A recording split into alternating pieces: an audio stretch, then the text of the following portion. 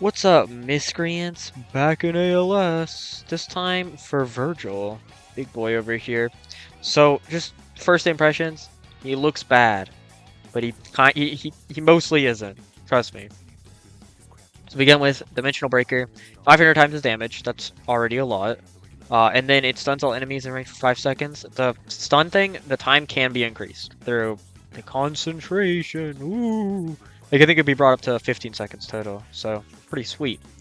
Lightning Devil Trigger, he goes into a little mode, and every time he crits, he gets another one of himself with the same stats. It just doesn't have any abilities. Yay! Uh, yeah, really good for that. If you're in Devil Trigger, it's really good. Except the Devil Trigger looks so ugly, I personally would never use it because it looks terrible. Most of the Devil Triggers, both Dante and Virgil, look terrible. So, I guess there's that. Anyway, he has a style meter, much like the goat Dante, which does various things.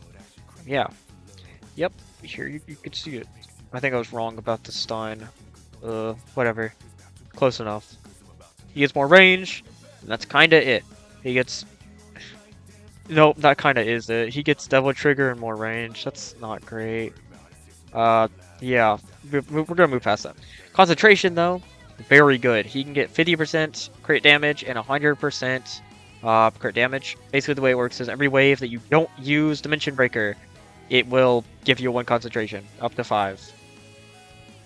So once you use Dimension Breaker after that, it will deal damage 1 plus the amount of weight times 1 plus the amount of waves you waited to use the ability, which is super strong for an infinite because you can get really high up in the waves, like into the hundreds, and then when that happens, well, let's just say the nuke's doing a little damage.